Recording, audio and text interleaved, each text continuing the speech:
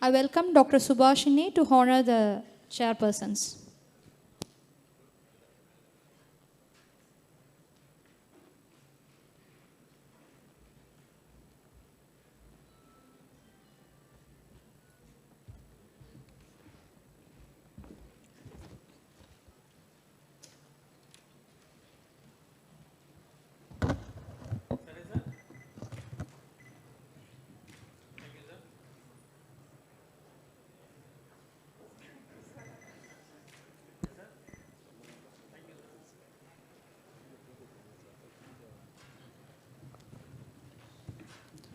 Thank you, doctors.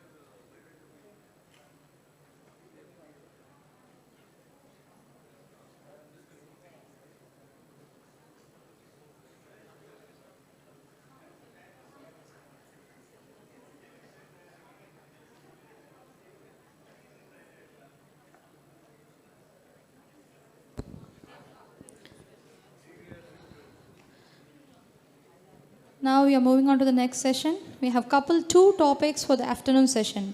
I welcome Dr. N. Prasanna Kumar to deliver his thoughts on impact of COVID-19 on mental health of children, and Dr. Vinu Prasad about the impact of COVID-19 on children with special needs.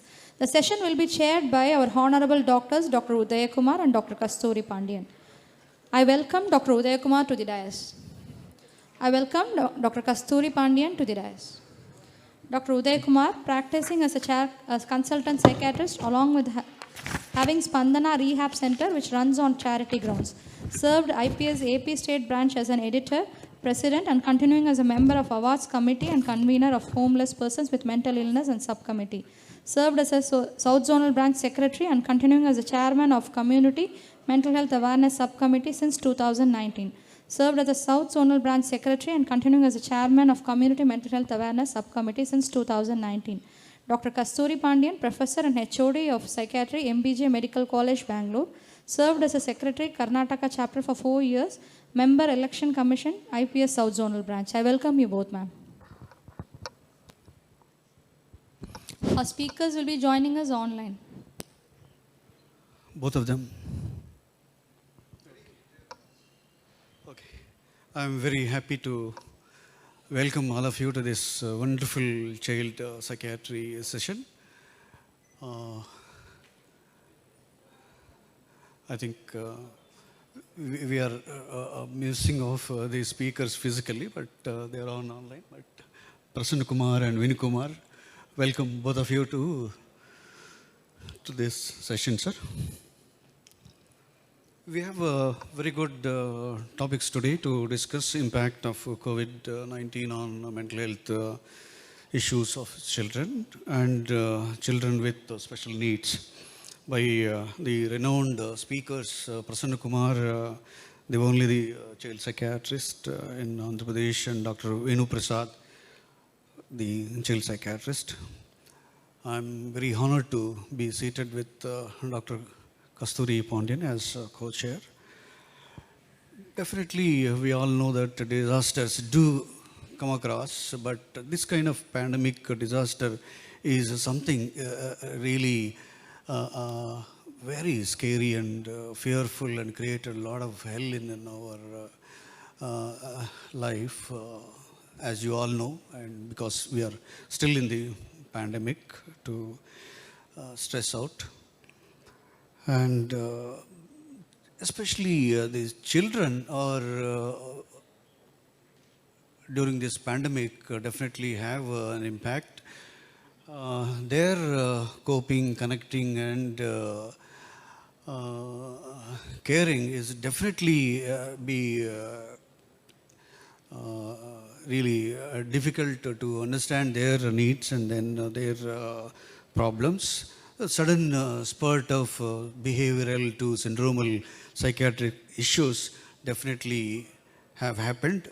Tackling them definitely very difficult. I think we have renowned speakers to deal these issues.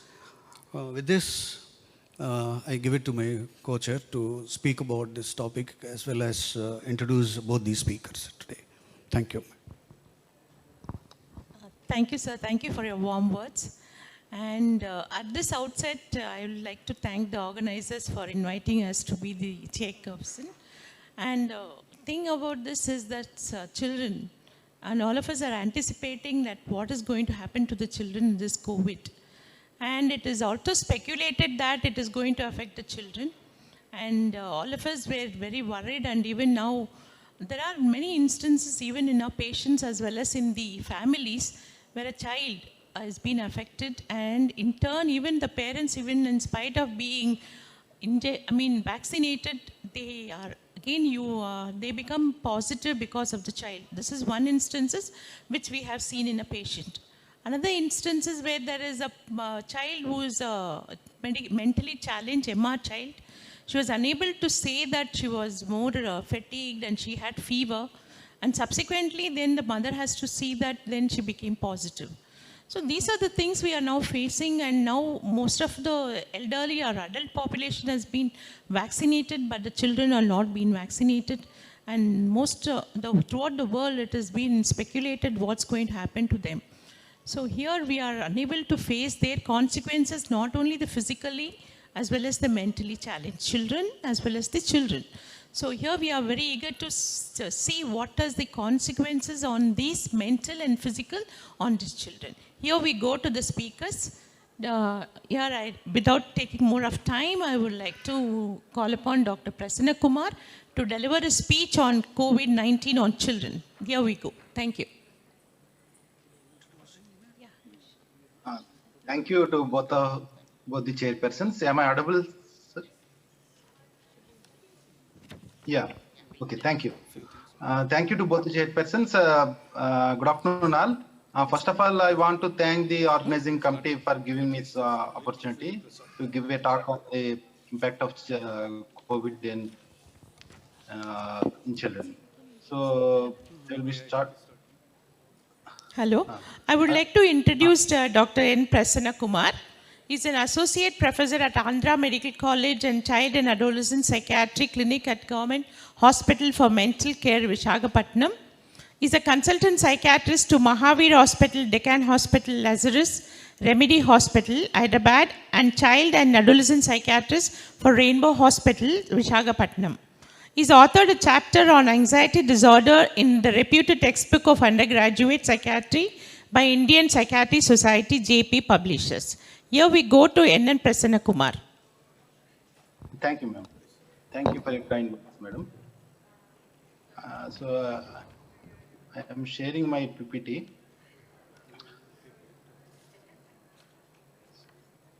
So, my PPT is visible for all. Yeah, thank you. So, good afternoon, all. So, my topic is on impact of COVID in children.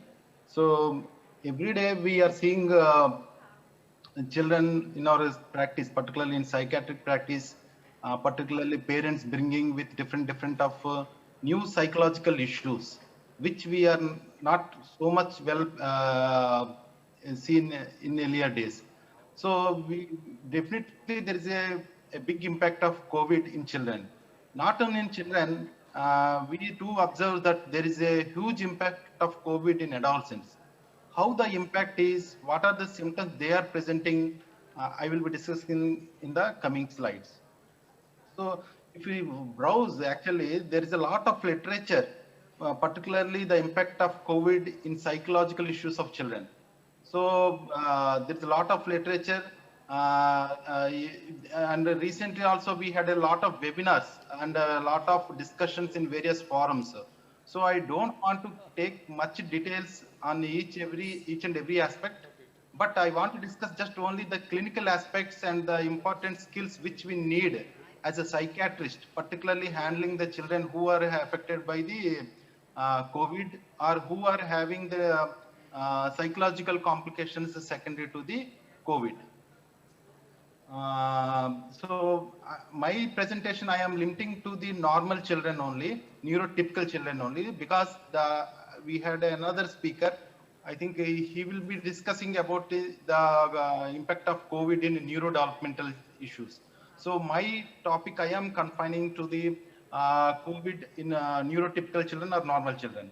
So if you see the impact of COVID as a illness, the effect of COVID in an illness, if you see the impact, it is mostly affecting the 10 to 17 years. It is the CDC figures. It is so 32% in 15 to 17 years and 27% is seen in 10 to 14 years. So the major impact as a physical illness, suppose the children who are contracting the COVID is around, I think, more than 50% in the age group of 10 to 17 years. So this is one of the things we got from the CDC figures. So what are the how the COVID is impacting the children? So if we want to discuss, it can be discussed in the initial phase of COVID and in the latter phases of COVID. So I think we had already passed the initial phases of COVID, but I will be just briefing what are the different impacts that has, what is the effect it has done on the children. In the next few slides, I will be discussing in the later phases of COVID. So in the initial phase of COVID, there is a reorganization of family life, coping with the stresses of quarantine. There are schools shut down, leading to homeschooling, postponement of exams, increased pressure of work from home, and particularly to the parents. And there was a lot of fear of deaths of relatives, grandparents, great-grandparents. And even we see that we saw earlier that there were no hospitals to admit. So there is a lot of fear, limited access to health services, no pleasurable activities, poor emotional regulations, economic crisis. So these are the earlier initial phase of COVID. I think everyone, including the children, have passed first. Later now, in many states, I think even in Andhra Pradesh, in the majority of the southern states, I think schools are reopened. So then now there is a lot of pressure from the school to catch up for the time that they have lost during the acute phase of the pandemic. And this pressure is increasing actually. And even the economic conditions, if you see, a lot of families have a very huge economical hardships. So these economical hardships had indirectly promote or indirectly make the chances for having a more harsh parenting, which will affect the children. So how it will affect, I will be discussing in the next slide. So one of the thing is there's increased risk of maltreatment, particularly child maltreatment. These are secondary to the economical triggers and the economic pressures that are facing in the parents. So there is one study where they have taken from the parents what the children's feeling regarding the COVID. So majority of them, they have reported disturbed sleep, nightmares, poor appetite, agitation, inattention, separation-related anxieties. So most of them, it appears that most of them children are having significant emotional issues and anxiety issues. So this is the common manifestation. Emotional issues and anxiety issues are the common manifestations we see in children. But in some children, there is a proneness to go into axis 1 disorders. Either could be a depression, either could be a dissociative disorder, either could be a even in severe case, in case of like a psychosis also. So who are there are vulnerabilities that make the children to go into a axis 1 disorders. The vulnerabilities includes the developmental ages, particularly the age where they are focused, they have a COVID as impact. The children having with special needs or disabilities, pre-existing mental health conditions, and children with economically underprivileged children, and children who are already in quarantine or parents who are quarantined. These children are more prone for the axis 1 diagnosis. So if you see children, majority of the children in child psychiatry, it is if a child comes for a particular behavioral issue, we will conceptualize not as an individual child's perspective. We have to conceptualize both from the family as well as the psychosocial perspective. So family is one of the major factor for our assessment, because there is a huge impact of family that can lead to significant behavioral issues in any type of child, not only in a child affected with COVID. Likewise, even in COVID also, there is a family members are going on a lot of stress. So that will have a huge impact in the children. So there is a grief, mourning of loss of family members, and some family members are having adjustment problems, and some family members are having PTSD.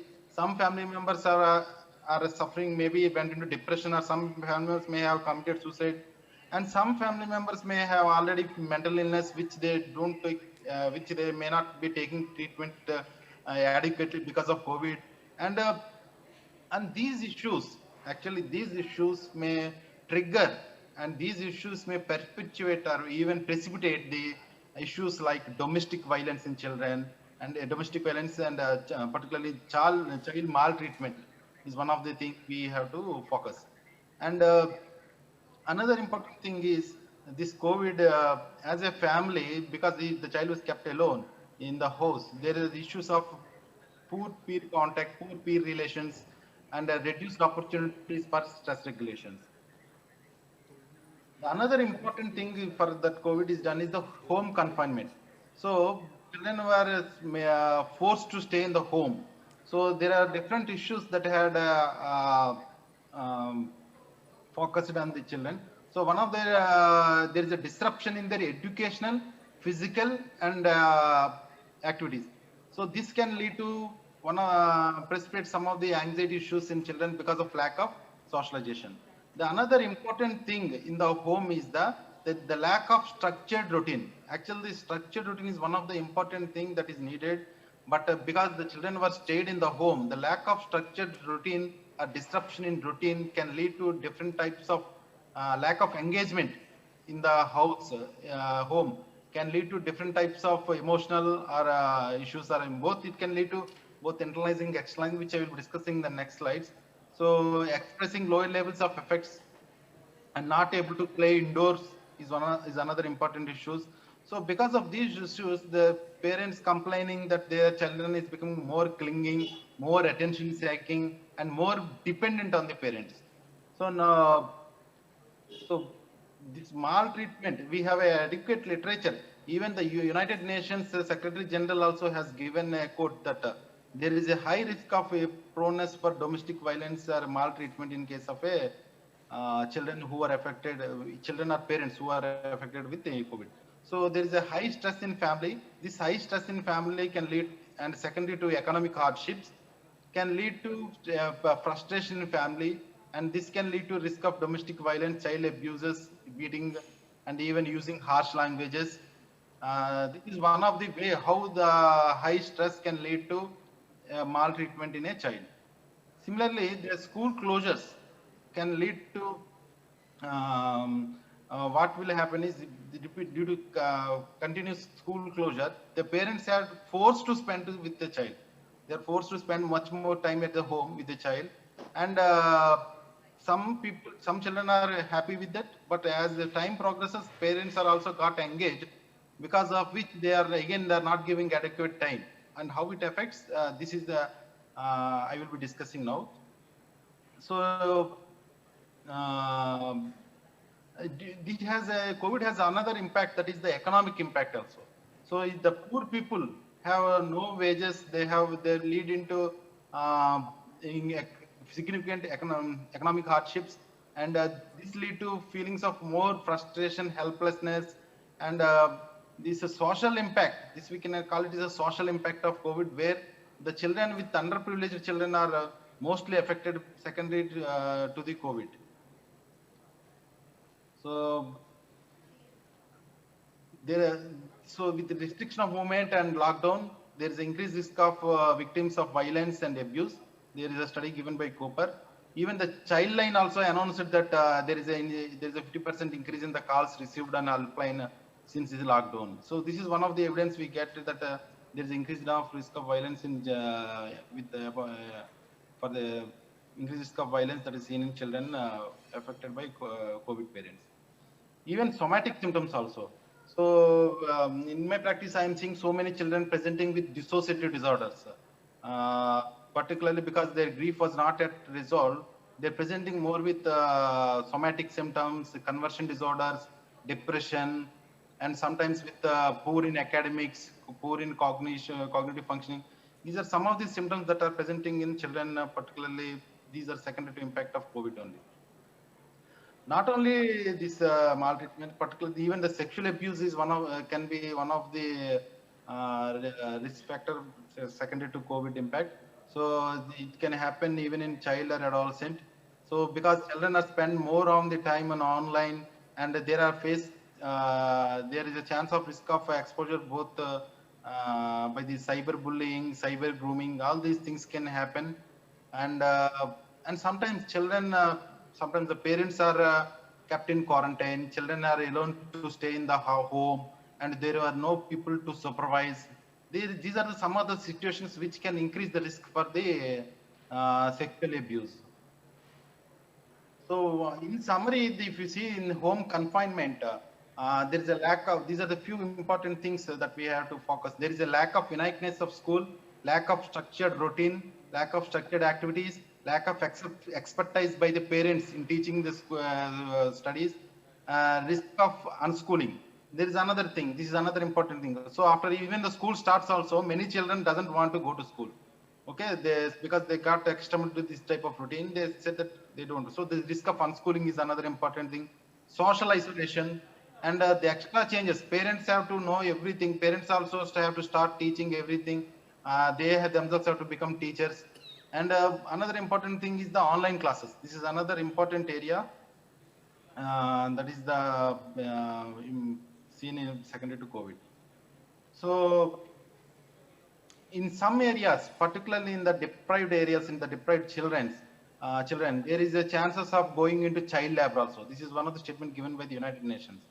And even so many schools have started distance learning or online courses. Every kid is going to online courses.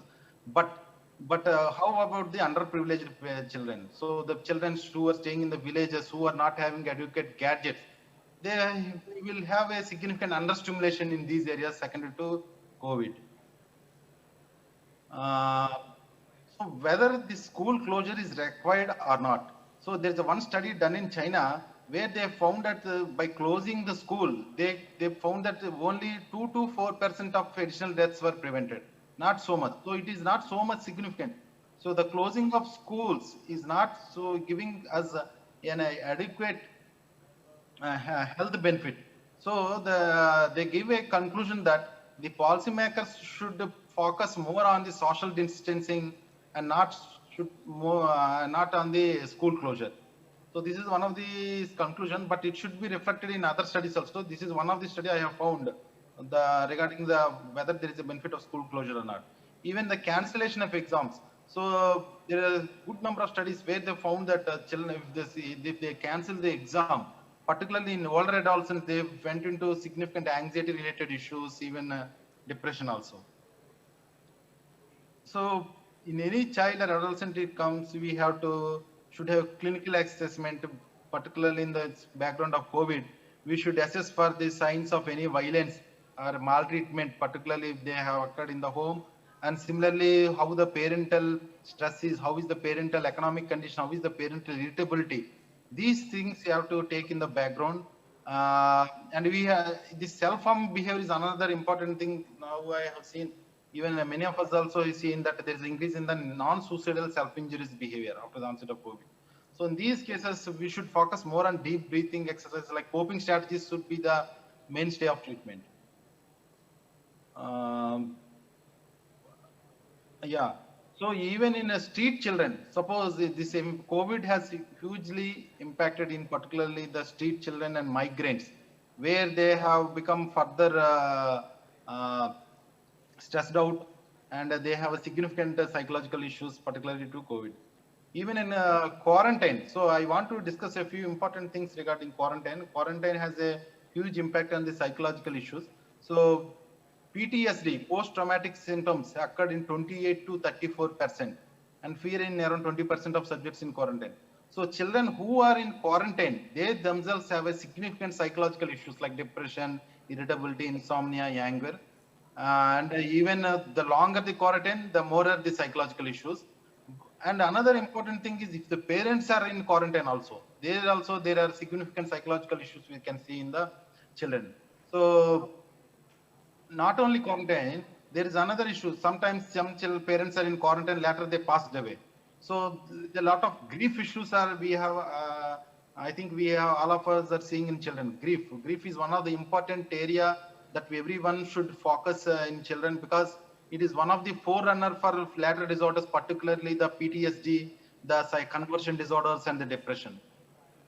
So the parent is, and another important thing regarding quarantine is, suppose in a postnatal woman is there and she had delivered a child, then she was affected with COVID and she has to be separated and kept in quarantine. So there is a lot of attachment issues can happen because the attachment occurs in the first few months. And attachment is one of the forerunner for the biobehavioral synchrony between the mother and the child. So there will be definitely attachment issues that can happen due to COVID in starting from the infant itself.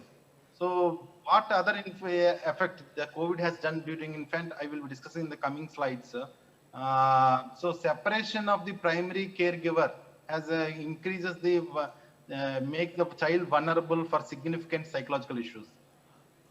Not only this, it will so this I have discussed. So it has not only this, there is a chances of developing even mood disorders also. And some studies have shown that it will can trigger psychosis and even suicide in adulthood. So due to prolonged confinement at home, there is an increase in the social media. So this is another important thing. We have seen so many children having a social addiction, particularly this social media addiction, increased use of internet, increased use of screen time, and there's a lot of use of going to objectionable sites, pornography, all those things, because the children are forced to home and use it to, and they're forced to use gadgets, particularly this laptop and internet. So this screen exposure is one of the important, I think everyone should screen every child who are there in the home because they are more prone for, one is the social media addiction, then second one is the internet gaming disorder. So I have seen many children after this COVID, even children coming from the rural areas also, very severe addiction. They play nearly 12 hours to even 20 hours a day. Particularly the games like PUBG and nowadays Free Fire also. This is very much common, this internet gaming disorder.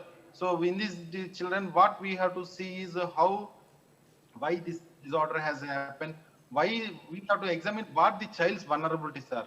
Many times the neurodevelopment disorders, particularly the ADHD, is one of the forerunner or one of the vulnerable factors for the child because these ADHD children are more feel they need continuous pleasure, easily get boredom. So these children are more prone for internet gaming. Not only the individual vulnerabilities, we should focus not only on the individual but all the family factors also. What are the family factors that are responsible for the child to go into such a type of internet gaming? So there will be lack of supervision, there may be significant permissive parenting, there may be parents are having some psychological issues, parents themselves are having COVID and unable to monitor. So there are a lot of family factors and psychosocial factors that will enhance or promote the internet gaming disorder secondary to the COVID.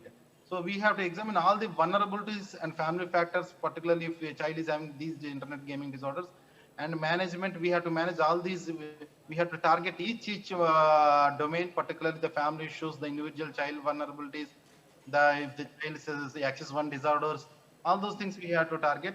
And another important thing is, apart from this management, many times even though we deal all these things, many children after going home again they will start internet gaming.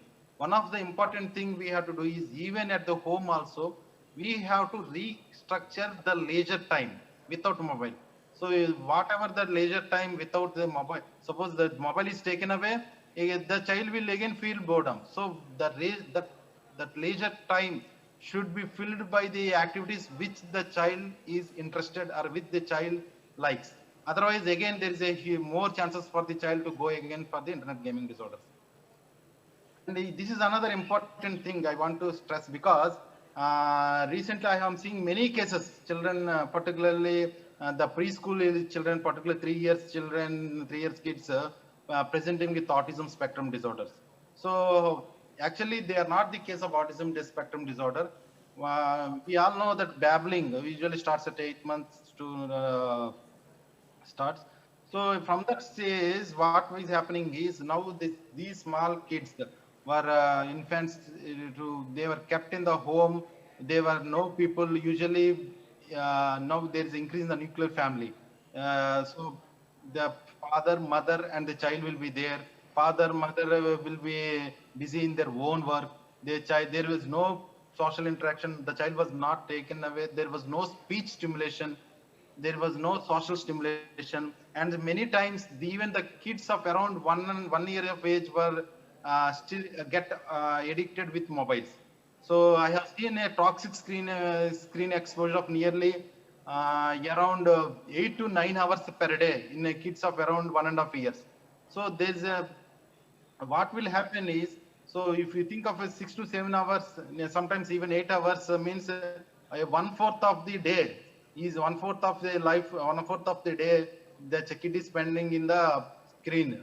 So if you think in such a way, if a child is age around 2 years, the 6 months of the life is taken by the mobile. So what, and the remaining 6 months in the sleep. So half of the day, half of the lifespan till now, suppose in case of a child of 2 years, half of the lifespan is there in the mobile only. So actually, the child, the growing child or growing infant requires stimulation. Okay, so if there is no adequate stimulation for neuro maturation or for neuropsychological maturation, there should be a constant stimulation in every domain, particularly the social domain, speech domain, motor domain, fine motor domain, in every and cognitive domain. Then only there will be a improvement in the neuropsychological maturation. But if the child is given mobile, there will be cut off from all the stimulations, and the child will go into a phenomenon called developmental setback. So where they will have a regressing, whatever the child speaks, the child will stop talking, the child will be in plateau in development. So because this is seen most in children with around 16 to 27 months, who have adapted with the mobiles. So slowly the child will have more solitary play, increased self-directness. The child will avoid social interaction, social awareness. There will be increased temper tantrums, and later they may lose first whatever the words they are speaking. They may have echolalia, they may have stereotypies. And if you still live like that and give mobile without stimulation, if you still live, they can classify under, as the years progresses, they can maybe classified under autism spectrum disorder also. So such a type of toxic things that screen can do in a developing child.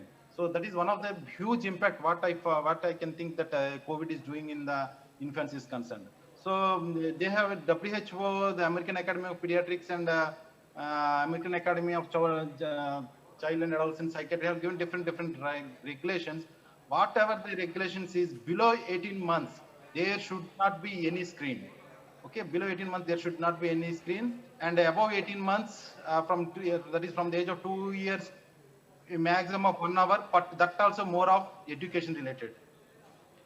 So the other issues include the child may be prone for social anxiety, particularly externalizing disorders, clinging to, and even internalizing disorders. Okay, temper tantrums. Those are some of the things. So how much time, madam? So I will be briefly discussing the management because we have another speaker. How much time left for me?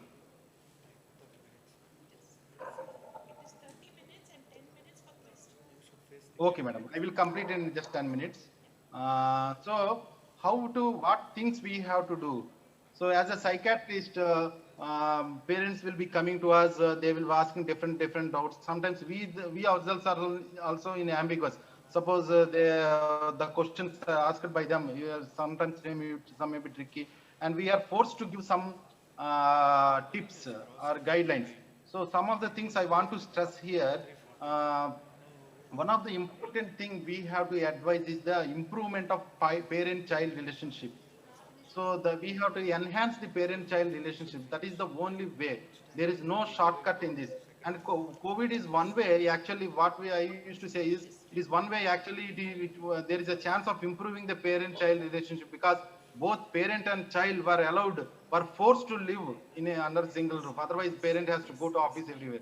So there are more chances of parent-child relationship, and we have to focus on improving on the parent-child relationship enhancement. This can be done by parent role modeling of healthy behaviors, involving children in family activities, and the developmentally appropriate conversation. Yes. So many times in the net, even in WhatsApp or social media or in TV, a lot of discussion is going on in COVID. Even if the COVID ends up, or even a small news that COVID comes means there are a lot of discussion that will again trigger a lot of fears and lot Dr. of Prasanna, apprehensions, particularly in I think children, your time up. particularly children who are having a parents affected by COVID. Any information regarding COVID is a will trigger a panic attacks like a Dr. phenomenon. Prasanna, sorry to disturb you. Your time is up because we have to give time to Dr. Virupaksha. Okay, madam. I will complete in 2 minutes, madam. So, whatever interventions we have to give, it should be age appropriate. So, the interventions should be age appropriate and developmentally appropriate. So, the younger children, we should give more time for answering, interacting with others, new routines, family times, and relaxation strategies. And more activities should be done like creative activities, drawing, all these activities should promote what the child's inner feeling is. So the activities, what we have to do is should reflect in such a way that the child should express their inner feelings in a supportive environment. In adolescence, we should respect the adolescent's autonomy. We should listen and acknowledge and instill some hope. And another important thing is adolescents are more prone for depression. We have to observe emotional changes in case of adolescents. And if needed, we can give advice or even do therapy, in particularly with the telepsychiatry also. And in school also should play an important role. So they should educate the school, education regarding the COVID should be done in the school, but that should be also in a developmentally appropriate manner. For nursery, they can start even from nursery. They can show the children how the COVID spreads, like a different small things like spraying a colored water, putting water in a color and how it disseminates, or spraying over a piece of water and demonstrate that how the COVID can attack. So, and if you see in middle age, upper middle age, we can give more accurate information and encourage for more decision making. For upper secondary schools, we should empower them to have more critical thinking regarding COVID and to become more effective communicators. So whatever the thing, we should keep the education in the background as in a developmental perspective, more reassuring, educating more on the routes of transmission, more. And another important thing is relaxation strategies are also another important thing. And the ventilation of the inner conflicts of the child, that is another important area. So the therapists, I told you, this is many children who are having parents, particularly having COVID, or who have parents that have died secondary to COVID. They have a lot of trauma. So they many times their bodies were not shown to the child. They will be told that your father is died. That's all, and was directly taken to the cremation. So a lot of grief and trauma was pent up in the childs, and they presented with PTSD or even conversion disorders. So trauma focused CBT is one of the main thing everyone should be doing for every child, particularly in a child with this type of disorders. So there are different components. I think everyone is aware trauma focused CBT. I won't discuss because of the time constraint. And grief work is another important thing. Everyone should focus grief work. So these are the lot of grief was there in the child. We have to ventilate it, and otherwise it will be presenting as some conversion disorder or some dissociative disorder also. So CBT, play therapy, family therapy. So these are the last slide I am presenting. So grief work, these are simple things you can do in your own consultation chamber. So you can any child, if you suspect grief, ventilate the child, You can ask it should be in a appropriate manner according to the development level of the child. So you can ask the child to draw them family members, particularly the father or mother who has died. Ask them who name them. What are the feelings that whatever the things that are the good things that are there with the deceased person, showing their photographs, describing them. Ask them to prepare memories, write the memories, and creating a scrapbook. If they still there, many children have them a lot of grief. We can ask their letters. What are the unfinished business with the family members? We will ask them write a letter to the deceased. Imagine what things you want to tell, and they still their feelings. They can ask a balloons, write on a balloon and send them to sky, and even sometimes say empty chair techniques. And even the puppets also, we can keep one puppet as a father and one puppet as a child, ask him how they will interact now, what things this child will ask. So these are Dr. some of the Prasanna, techniques we sorry can do. again, you So, overshooted your time. I have to think, give time to the others. completed, We'll end the show here. quickly. Thank you very much. Thank you so much.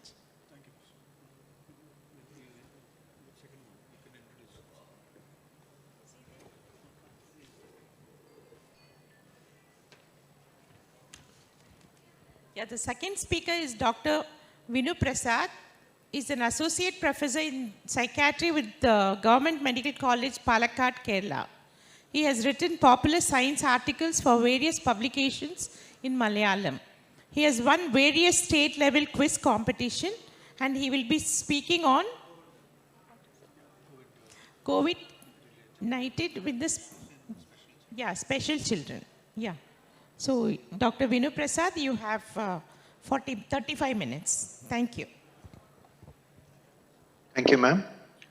And share the screen, or the host will.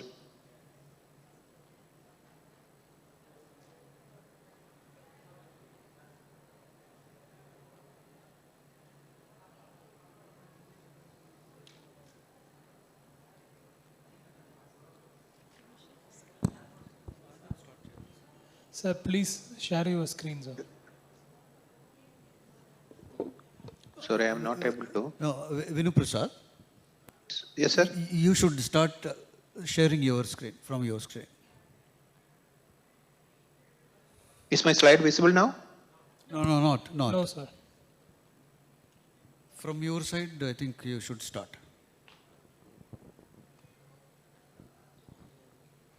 Yes, sir. Yeah.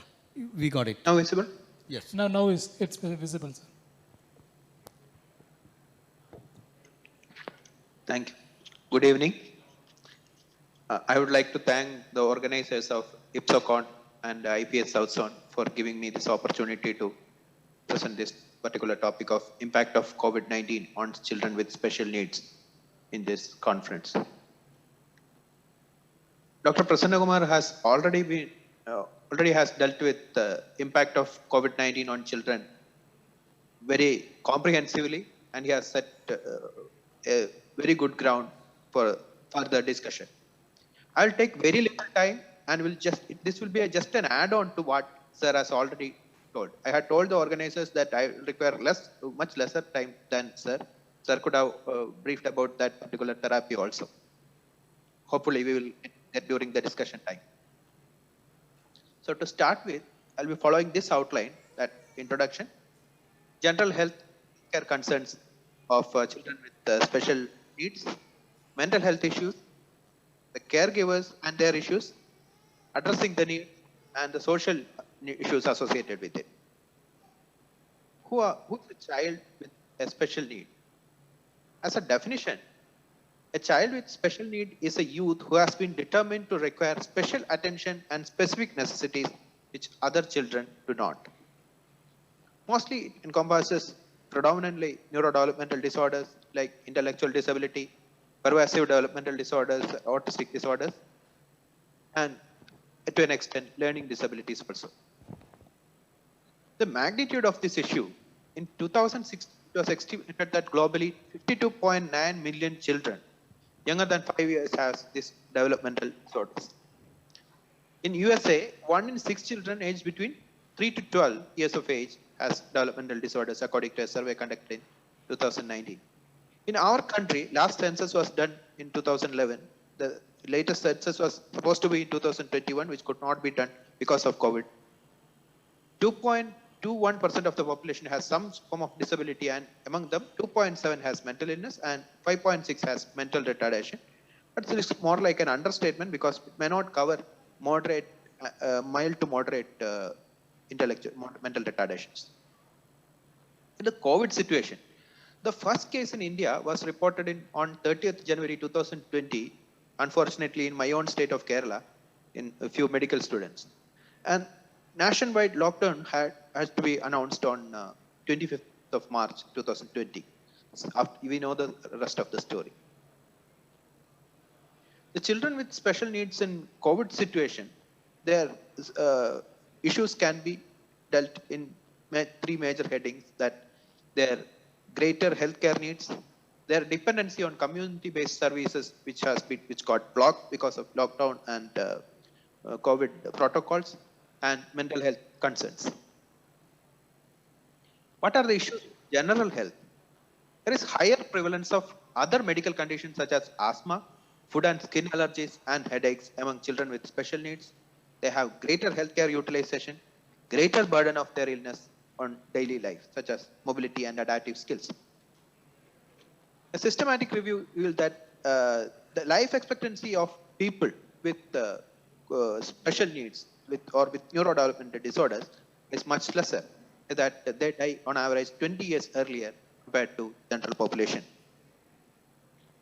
This particular study looked into the outcome of COVID-19 in people with special needs. Interestingly, they found that these kind of patients were 37% less likely to receive non-invasive respiratory support, 40% less likely to receive intubation, and 50% less likely to be admitted in ICU. But on the other hand, they had 56% increased risk of death, and they have risk of hospitalization and 1.44 times of faster disease progression compared with controls. That means once they become ill, once they become severely ill, the disease progression is faster and the chance of death is higher. NHS Director of England had to issue a statement that intellectual disability or Down syndrome should never be a reason for issuing an order of do not attempt cardiopulmonary resuscitation, or it should not be stated as an underlying cause of death. What are the hurdles in hospital care? That the predominant issue with the pandemic is that the huge burden of cases coming to the center, and which the healthcare capacity gets overburdened. Then we know that the diagnostic evaluation in children with developmental disabilities often require close interaction and rapport building with the child, which is often and mostly gets compromised in a situation like COVID pandemic. The PP is one of the hindrances. Like it masks the facial expression, the body language, and the rapport building with the child gets compromised, especially in people with neurodevelopmental disorder or special needs. Some attempts like child-friendly PPE has been made, but don't know what is the effect of that. The mental health concerns. We know that behavioral issues are more in children with special needs compared to normal children. This particular study found that controlling for age, sex, and socioeconomic status, these children had significantly higher mean scores in child behavior checklist and teacher report form scales compared to normal children.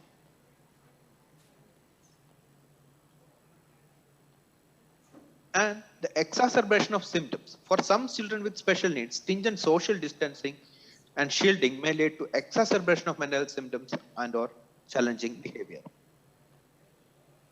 Children with OCD are susceptible to increasing compulsive behavior. I think sir has already mentioned in his presentation that prolonged hand brushing fueled in sudden emphasis on personal hygiene and anxiety over disease acquisition. It is important not to assume that even though there is an issue of exacerbation of behavioral symptoms due to this COVID-19 situation, but we should not have a premeditated thinking that this is all the symptoms are an exacerbation of their behavioral symptoms. It can be an effect of COVID infection itself, effect of COVID on nervous system, or as a result of environmental changes due to COVID. It's also vital that psychotropic medications are reviewed appropriately in line with good practice guidelines when they are infected with COVID. And the side effects of psychotropics, we also have to, other than exacerbation of symptoms and the effect of COVID on central nervous system, we also have to stress on the side effects of psychotropics to be looked on to. This is an issue in places where people are given freedom to choose whether they have to abide by the COVID protocol and the restrictions enforced on them. The question will be that people with special needs, whether they are capable of decisions related to COVID protocol. Fortunately or unfortunately, we don't have a problem like that. Everything is compulsory or it will be enforced. Domestic violence, sir has extensively covered this, that National Domestic Abuse Hotline in UK saw 25% increase in calls during this COVID pandemic. Children with disabilities are known to have higher rate of maltreatment. So automatically, when the maltreatment rate increases, its effects on children with disabilities also increases. These children with special needs, sir has quoted one study of calls into childline centers. Unfortunately for these children, they won't have the capacity to access to services like childline. The caregivers, parents of children with developmental disabilities, especially autistic spectrum disorders, have higher rates of stress even at baseline, and also has an higher rate of separation rate attributable to challenges of raising the child with these additional needs. In COVID-19 situation, the anxiety of parenting has become significantly higher. In this particular study found that the parents and children appear to be experiencing loss, worry, and changes in mood and behavior as a result of rapid social changes that have occurred due to the pandemic. Although there were many challenging moments, this is the other side of the effects of COVID. Some parents have reported that, as the title of the study gives, we have been in lockdown since he was born. So, even though there are challenges associated with this situation, there are some benefits also. You would like that benefits to continue. Some parents has reported like that too. How we address the needs? Of course, the first line thing, if possible, it is the physical visit. When it is compromised, we can rely upon telemedicine and sometimes combined approach.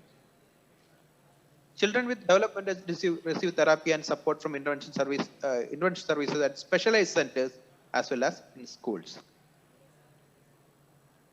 Whenever it is safe to do so, physical visit to clinics intended for children with special needs and intervention services should be prioritized. Continuing care via telemedicine should be actively explored during pandemic and continue even beyond conjunction with physical visit. Effective home care therapy techniques must be learned by caregivers, and education on its positive perception should be emphasized during COVID-19 pandemic to reduce strain and to provide better mental health to caregivers. This was according to a study conducted in India. Community programs like parent support groups can proactively check on families with children with developmental disabilities. This was one of the models followed in Turkey. That it's a combined approach. An individual in need of support calls a live operator. He calls a counselor who is trained in applied behavior analysis, and he controls a system coordinators who it's across to field psychosocial support staff who provide support to the needy, and it comes as a loop. This times our mental health day theme was mental health in an unequal world. The digital divide is a reality. Many rural and low-income communities around the world, including those in large urban areas, lack reliable and affordable access to internet. Is this only to the third world countries? No. In a study conducted in America, in an ethnically diverse community, they found that for a low-income communities, family who spoke languages other than English, that mostly will be migrant people, like third world countries shifted to that particular place. Remote learning revealed a new barrier to access, that is technology. As Sir has elaborately mentioned, grief and bereavement comes as part and parcel and an unavoidable situation in pandemics. Family members and carers must be may get admitted, and we must be prepared to deal with grief and bereavement also. To conclude, COVID pandemic affected children with special needs more than normal children. Telemedicine approaches has been found fruitful in many places in catering the needs. Special attention should be given to the underprivileged while combating the pandemic in future. Thank you.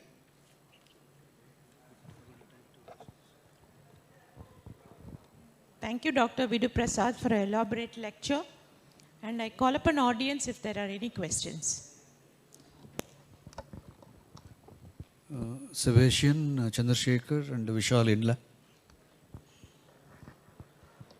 Vishal Indla being running the child psychiatry wing, I think we can have some comments from you, sir. On the impact of COVID on normal child and as well as the special child.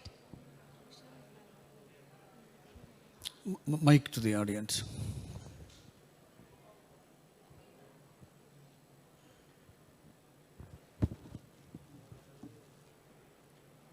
Thank you, Dr. Vinod. That was a very nice presentation, and Dr. Prasanna. Well, I was in and out, so I haven't heard the whole presentation.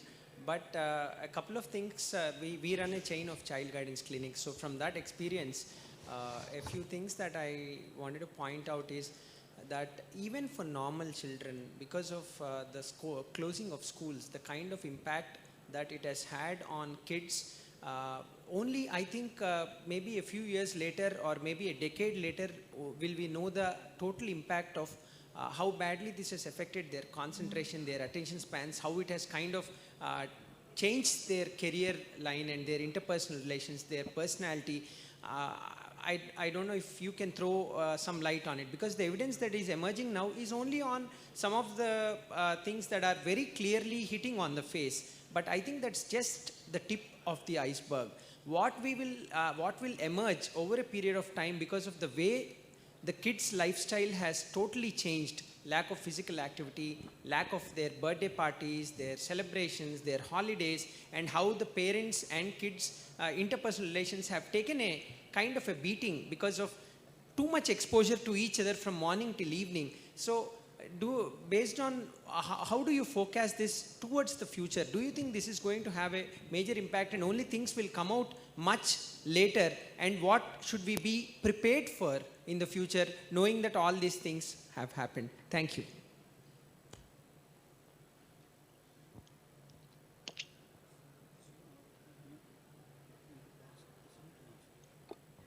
Dr. Prasanna? So you're not audible, sir? Thank you, sir. Dr. Prasanna, can you answer the question? Yes, madam. In the initial presentation, I told that whatever the literature we have, suppose if you browse in the PubMed, we have a lot of articles, particularly focusing on the psychological impact of the COVID. But if we see the theme of the articles, every article is focusing mostly on the cross-sectional aspect. So whatever the psychological issues that are present during the COVID, every article is focusing on that issue only. The future issues, it is not, in no article is in a prospective based, every article is mostly cross-sectional. So there should be a good literature, particularly focusing. I think in coming years, I think we will have a good literature, particularly how the COVID has impact, particularly the closure of school and confinement in the home. Because many children, the children who is staying in the home, will have a deprivation, particularly in the social stimulation as well as the cognitive stimulation. So I think in the future, uh, if such a scenario of school home confinement continues, there will be a lag, particularly in the development focus, particularly in the development in social and as well as emotional and cognitive. Yeah, yeah. So, but Yeah, if yeah, you sure, see, sure. Through us. we should get an evidence, particularly from different Follow studies. them. But till now, I did not find any study. Onto the stage. So that is the one thing I want to address.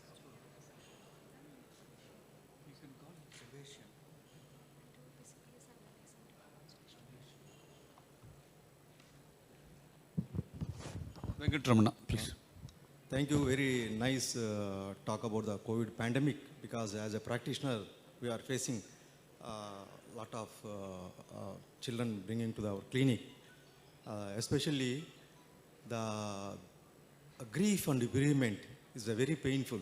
The loved ones, either parents or relatives, especially close, the uncles and aunts and their mother and father, the parents are died in the due to COVID succumbing.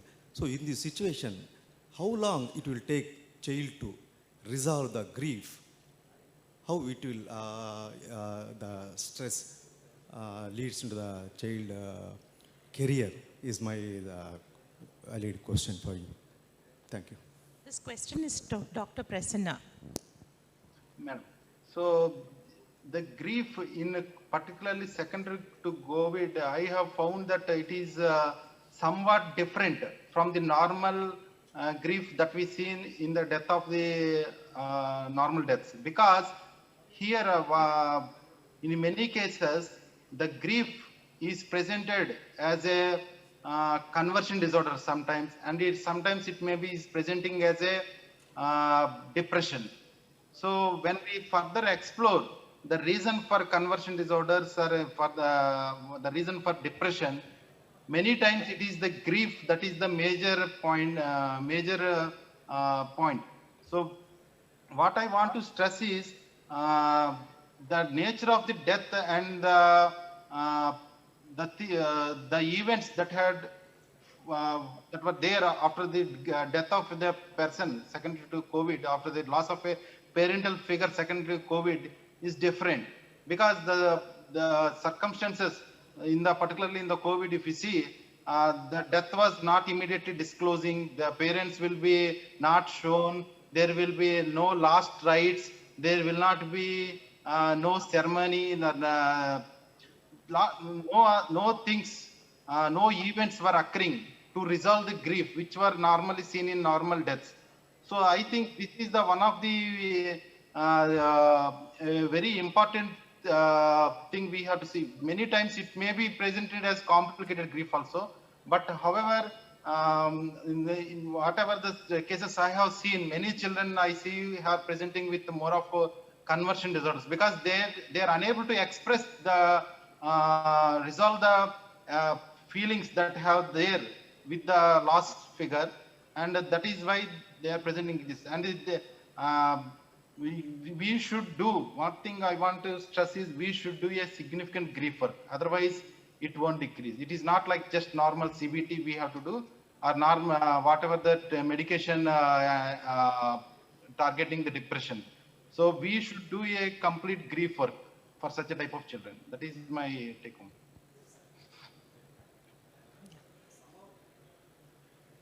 Some of the family members, including children, they stood a long distance. They have seen their father and mother, the people, government, the corporation, municipal workers, they are doing their last rites. This will remain in their mind. I think it's a very painful and very difficult to handle in such situations. Most of them are witnessed that one. As you have come across any patients like that? Yes, sir. So they present many children, particularly this death is somewhat a more tragic, like, and it is more traumatic actually. So they present many times they present with a clear-cut symptoms of PTSD actually. So it should be managed by trauma focused CBT actually. So actually I want to discuss, I want to stress regarding the trauma focused CBT, but due to constraint of time I could not do. But this that loss of this loved figure, particularly the family member in such a type of COVID scenario, is definitely a traumatic, not only the children, even to the every family member. But in children, it is more because they are unable to communicate, they are unable to ventilate, they are unable to describe that events. So it will be definitely a PTSD, and I think trauma focused CBT is one of the good choice for handling such a type of children.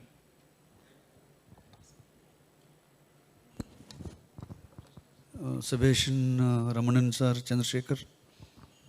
Sir, anything for the child mental health issues in the pandemic period?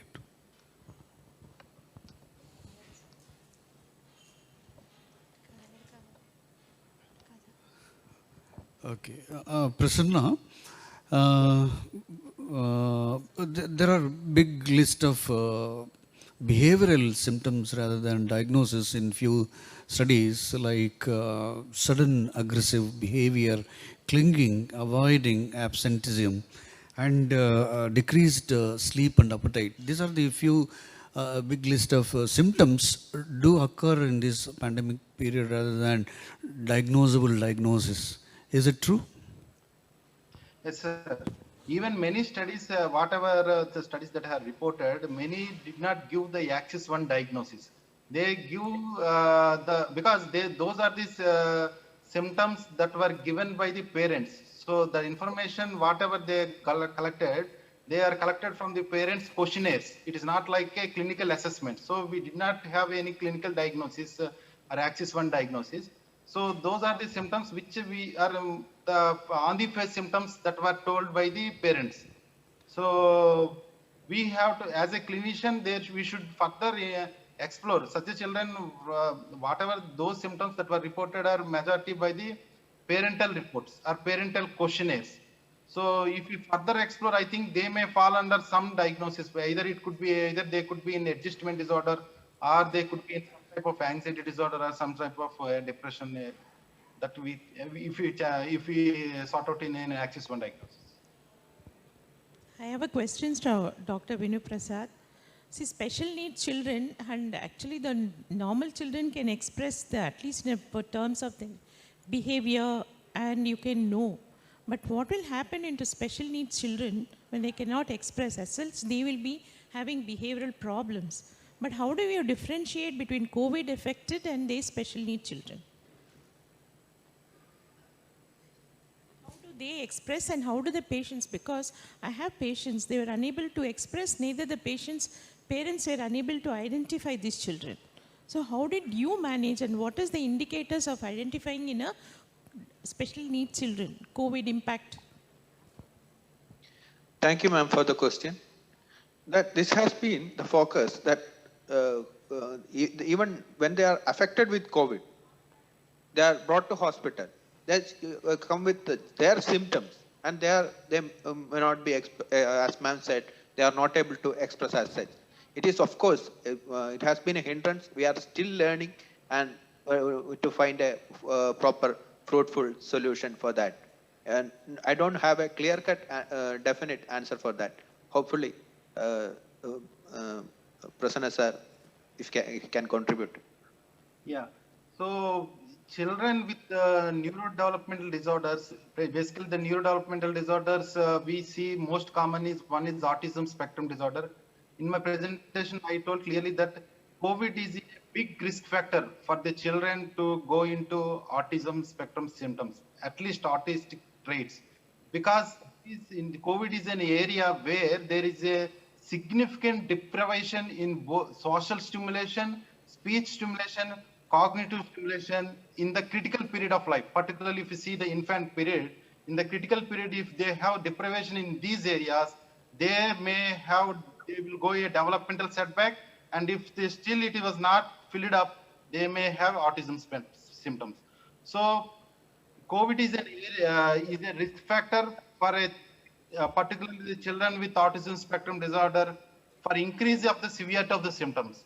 So they may have further social emotion. So one of the things we promote parents is to continue to talk with the child, to have good peer interaction, supervised peer interaction, all those things we tell with the autism, child with autism, ASD. But if already there is an environment with significant social deprivation and all these things, there will be an increase in the severity of the illness, particularly the severity of autism may increase, and particularly the environment of this neurodevelopmental disorders, particularly if you see ADHD, where there is a need of medication. I have seen many kids where there is a significant increase in both the defiant behavior, there is a significant in the aggressive episodes, there is a significant in the rebellious episodes. One is due to lack of structured routine. Second thing is lack of supervision. Third thing, the lack of medication also. During COVID period, medication is also not clear because many children are with methylphenidate. Methylphenidate is not available without the doctor's prescription. And I have seen many kids who are having significant emotional dysregulation episodes secondary during the COVID time. Welcome, Teja. Do you have any points towards child mental health during pandemic? Yeah, one more question, Dr. Prasanna. As you said, 32% of them will be affected at the age of or later age, and that is in the adolescent, nearer to adolescent. So in that context, what is the outcome of their personality? Because that is the formation of personality trait. So this COVID on this personality development, can you just throw some light on this? Yes, madam. So basically it is if you see the personality, even the personality develops from the experiences. There will be a temperament of a child. So the temperament we will call up to 18 years. So as the age progresses during the developmental period, the child will have different experiences from the surrounding world. So those experiences and those behaviors, ingrained behaviors, will finally accumulate as a personality as he goes into an adult person. So if you take COVID exposure, I think this in particularly in adolescence, if the child is if it is an adolescent, I think this COVID impact on an adolescent, I think it is not so much severe because they are easily adolescents are easily understandable. They are easily they can acknowledge what the COVID is, what precautions they have to take. So I think neurotypical adolescents can adjust to the COVID environment and they can take adequate precautions. I think it will not be in such a level that it will be affecting their personality development. However, they may have adjustment issues. They may, if the COVID environment around them is such that it is so much stressful, they may go into any type of accidents one diagnosis like a depression or else even in psychosis. But I do not think that they may affect the personality development. It is during the early phase, particularly the preschool or during the early life, if the COVID is there, because that is the major first 5 years is one of the golden period. If there is a significant deprivation in the social or emotional or cognitive domains, particularly secondary to COVID, it will have a significant impact. Whereas in adolescent, I think neurotypical adolescents can adjust to these circumstances. I think they can handle, and so based on their vulnerability, they may go into adjustment disorders or depression. But I think many adolescents will handle this COVID, and I think it may not affect personality in a severe way. Thank you so much. I think we all agree that both of them have done the justice towards the deliberation of this COVID impact on children and special children even. I think congratulations to both of you speakers, and thank the organizers for giving us to chair the wonderful session. Thank you, sir. Thank you That's so the much. need of the moment topic delivered beautifully by Dr. N. Prasanna Kumar and Dr. Venu Prasad. Thank you, sir. I welcome the chairpersons to hand over the memento to our speakers.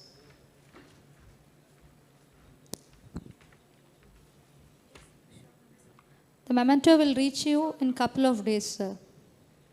Thank you. Thank you, sir. Thank you to both of you. Venu Prasad, this is a token of appreciation towards the speaker you being. Yes, sir. Thank you so much. This is your. On behalf of the IPISCON, we are presenting this memento to you for your talk. Thank you. Thank you, This will sir be and reaching you ma'am. shortly. Yes, ma'am. Thank you. Thank you very much. I welcome Dr.